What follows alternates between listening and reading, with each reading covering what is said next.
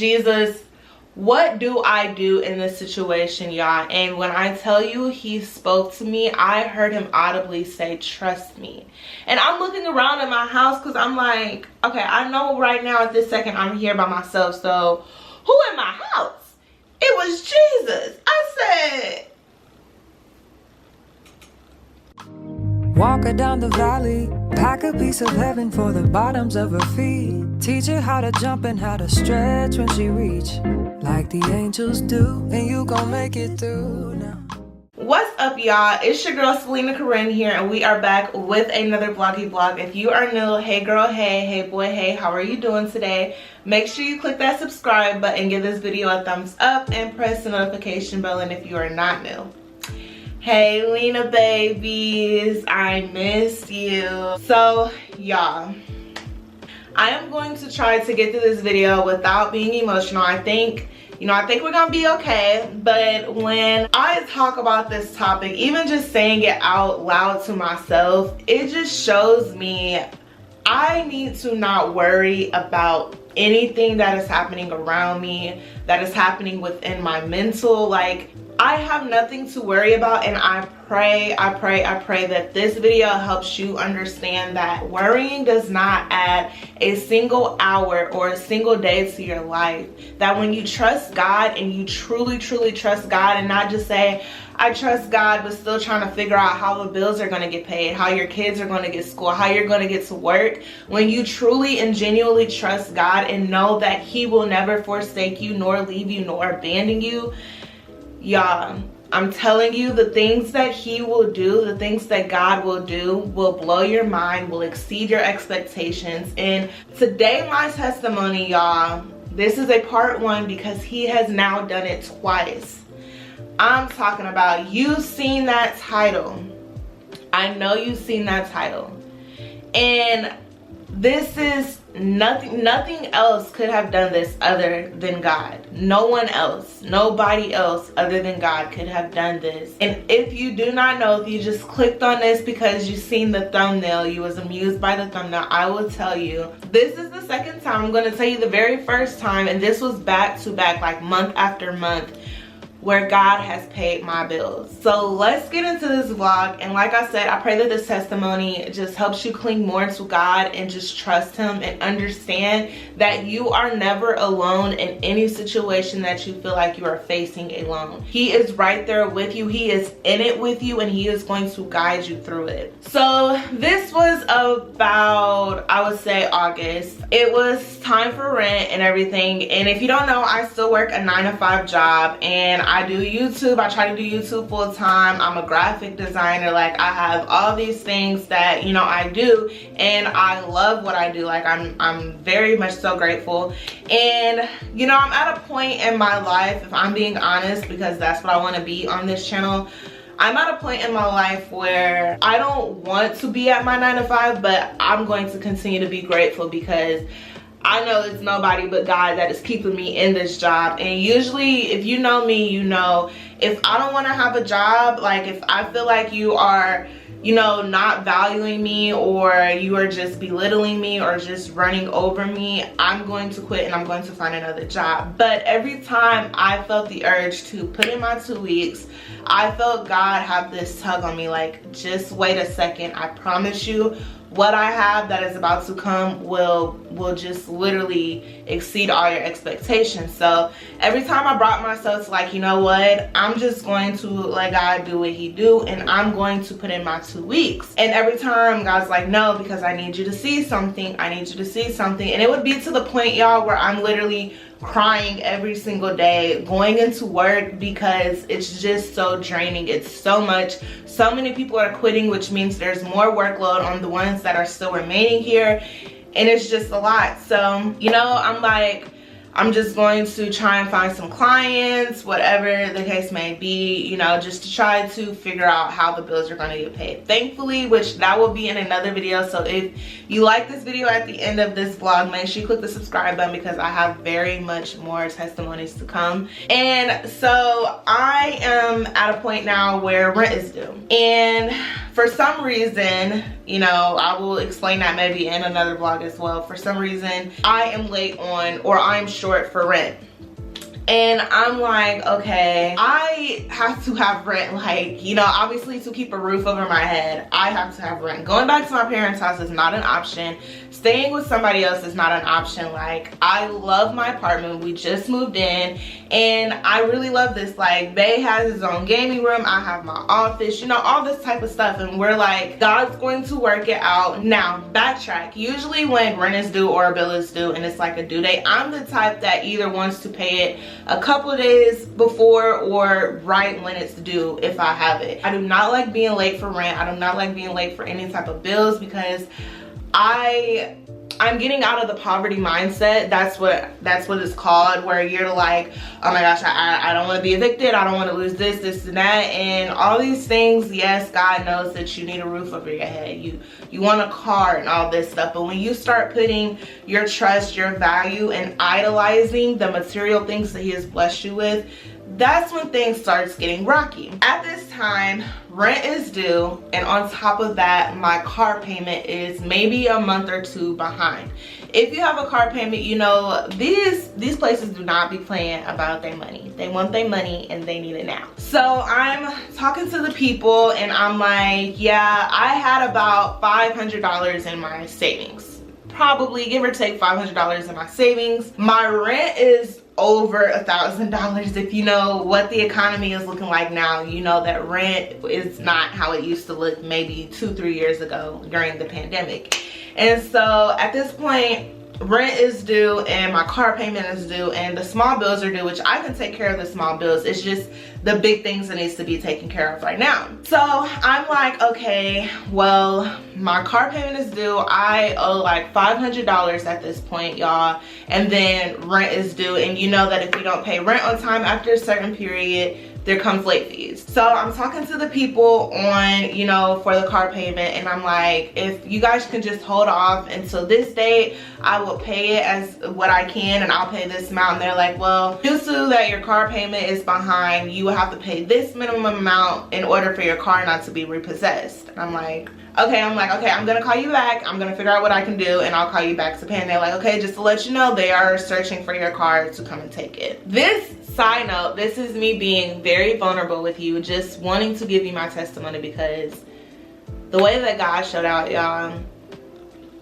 listen. So as I'm getting off the phone with them, I am getting an email from my apartment saying, your rent is due. If you do not pay by this day, we are going to have to send it over to a collection agency and eviction will happen and it'll mess with your credit. Now, y'all, I'm probably at the most probably 1 to 2 days late for rent, and as late, like, you know, you'll have until the 5th, and if you pay by the 7th or whatever, you get the 2 late fees. That is the latest I have ever paid rent, was like 2 days after the last date for it to be the regular price. This point, they're saying by the 11th, and it's now the 8th, so late fees are piling up. I'm emailing the lady and I'm like, I know that you said by the 11th, I'm going to try and get it by today, doing all this. And she's like, okay, just let me know and we'll figure out what we can do for you. And she was like, but if you do not have it by the 11th, we will have to send it over to the collection agencies, file an eviction and all this. So I'm like, okay. So at this point, I'm sitting here and I'm just like, I don't know what I'm going to do. I do not want to keep asking people for money.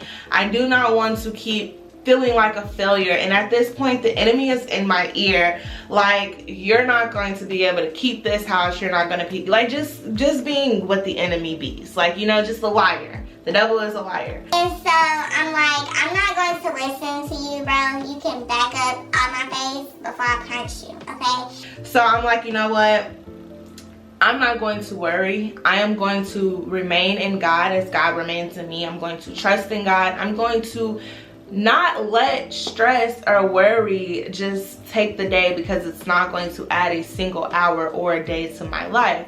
It's going to make the situation worse, right? At this point, I'm like, okay, I get something in the mail from my bank, and it's like, if you have a deposit going to by this day, you'll get a certain amount of money in your bonus account.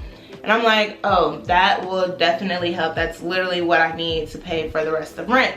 So I get it, the deposit comes, but I didn't get the physical card yet, so I had to do the virtual. So in order for me to transfer it to my account, I had to do the Apple Pay and try to transfer it from Cash App into my account. With me not having my physical card, there was no way for me to put in Cash App the bank card, so I had to do the routing and account number, and I'm thinking that I can do it instantly. Yeah, I press cash out. Why does it say your amount will be there in 2 to 3 business days? That was literally a day after they said that I had to pay rent or it would be filing into eviction. So I'm like, you cannot be serious right now. So I'm calling people that I know would usually help me, like just at a drop of a dime. Like they would help me, they would send it to me. Y'all, I kid you not, every single body that I was calling, they was either in a tough situation or they was waiting on a deposit that would come the day after they had said that I needed to pay my rent. So I'm like, okay, Jesus, what do I do in this situation, y'all? And when I tell you he spoke to me, I heard him audibly say, trust me. And I'm looking around at my house because I'm like, okay, I know right now at this second I'm here by myself, so who in my house? It was Jesus. I said, okay. So I'm like, okay, I'm going to trust you. So I'm still trying to figure out exactly, you know, what to do. Still trusting him, but you know, faith without works is dead. So I'm like, okay, I can't, nobody is able to help me right now. They're saying at this point, all I'm able to do is just call the apartments. So I'm like, before I call the apartments, let me talk to my car payment people. I call the car payment and I'm like, the savings that I had in there is literally how much I needed to spend to keep my car. So I'm like, okay, let me think about this. And at this moment, so many things just start running through my head. Like, you are trying to hold on to all these materialistic things. You are trying to depend on all these materialistic things. You're trying to put your trust in all these materialistic things instead of putting your trust into Jesus. So I'm like, you know what? Forget the savings. Let me just pay my car payment. So I send it off and they're like, okay, you're good. Just continue to pay regularly, like you're back on track. Okay, sorry, I'm back. The camera had cut off. So they're like, you're back on track. Just continue to go ahead and pay as you would monthly. And I'm like, okay. So now I'm like, okay, I'm still behind on rent. The worst thing that they can say is you still have to pay by this amount by this time. And I'm like, I'm just gonna call the apartments and see if they can help me. So I'm calling them and she's like, oh, hi, how are you doing? I'm good, how are you? You know, just starting off with a greeting.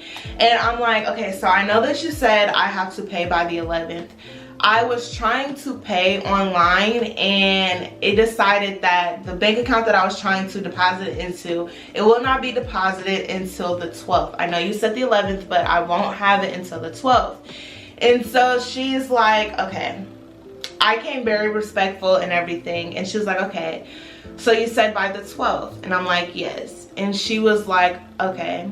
Now, mind you, I've never really heard of this before, but that's why I said it was nobody but God. She was like, okay, well, if you can pay me by the 12th, just call me and I will also waive your late fees.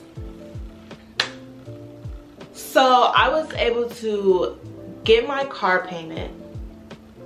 I was able to pay my rent late and still have the late fee waived. On top of that, after I was like, I'm not going to let anything stress me out, God starts sending me clients, y'all. Like I said at the beginning of this, I am a graphic designer. I do blogs. Make sure you check out the links down at the description box. But he starts bringing me clients. And I'm like, okay, God, I see. Now, you may be thinking, if you are thinking carnally, you are probably thinking like, okay, well, I mean, you had the savings, so you just paid that, and then you also had the money and it just deposited and she just let you wait because it was a day after. Y'all, let me tell y'all something. With that $500 that I had in my savings, and I was like, you know what, I'm not going to hold on to this money. I'm just going to go ahead and pay my car payment. I literally got that $500 back. On top of that deposit coming, I had the late fee waived, so I had extra money because I didn't have to pay the $100 late fee on top of the rent that I already had to pay. And I want to read you this scripture that I hope this helps you think about it more in the aspect of what I'm trying to tell you when I say do not worry about any situation that you are going through. Any situation that you feel like is hindering you, that is slowing you down, that is pulling you back, I promise you, that is nothing but the enemy trying to get you to worry and not focus on Jesus. Not focus on Jehovah Jireh, Jehovah Rapha, the one that heals you, the one that is your Prince of Peace. Like, he showed up and showed out for me, y'all. When I think about like, what can I do to ever repay you, Jesus? All I have is my worship. I literally just broke down and started praising him, started worshiping him, started just acknowledging, not for what he has done, but for who he is, y'all. He is the one that knows the beginning and the end of your life. He already knew that this was going to happen to me, and I was so adamant about not letting the stress or the anxiety or the worry overtake me and let that peace rule. So I want to read, it is in the book of Luke chapter 12 verse 24 through 31, and it says, "Consider the ravens, they do not sow or reap, they have no storeroom or barn, yet God feeds them. And how much more valuable you are than birds. Who of you, by worrying, can add a single hour to your life? Since you cannot do this very little thing, why do you worry about the rest? Consider how the wild flowers grow. They do not labor or spin. Yet I tell you, not even Solomon in all his splendor was dressed like one of these. If that is how God clothes the grass of the field, which is here today and tomorrow is thrown into the fire, how much more will he clothe you, you of little faith? And do not set your heart on what you will eat or drink. Do not worry about it. For the pagan world runs after all such things, and your Father knows that you need them. But seek his kingdom, and these things will be given to you as well." That is the book of Luke chapter 12 verse 24 through 31. And the first verse that pops out to me, if that is how God clothes the grass of the field, which is here today and tomorrow is thrown into the fire, how much more will he clothe you, you of little faith? You of little faith. And you know the saying, all it takes is a seed the size of a mustard seed. If you just have the size of a mustard seed, if you have that amount of faith, God can move mountains. So imagine if your faith increases bigger than the size of a mustard seed. That right there just speaks so much volume, because I had enough faith to know that God is not going to let me be evicted. I had enough faith to know that God is not going to let my car be repossessed. I had enough faith to know that God is going to provide because he is Jehovah Jireh. The next verse that popped out to me was, "But seek his kingdom, and these things will be given to you as well." Instead of trying to find other people that could help me, I counted on the one person, the one true living God that I know will have my back, that is within me, that goes before me, that is all around me. And so again, I just want to let you know, and this is the most important thing that I am trying to pull out of this message. If you are going through something very, very hard right now, if you may be facing eviction, you may be going through a divorce, you may be trying to figure out how to get your kids back, you may be trying to figure out how to get a job, lean on God. Do not lean on your own understanding. Yes, faith without works is dead, but you gotta start with the faith. You gotta start with the faith before you can get to the works, because after that, you're just leaning on your own self doing the work. You have to have the faith in what you are doing the work, that God is going to provide through what you are having, what you are handling, what you are going through. He will never leave you nor forsake you.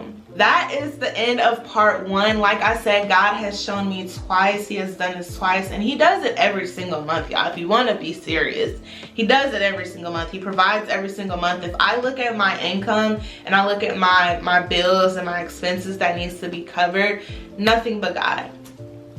nothing but God. So I pray that this testimony helps you out. If you are interested in seeing part 2, make sure you give this video a thumbs up, press that subscribe button, and give that bell a ring-a-ding-ding. And I will see y'all in the next vloggy vlog. Bye. Tell about the healer. Greater is the one within, and call him as the leader. Teach her how to hold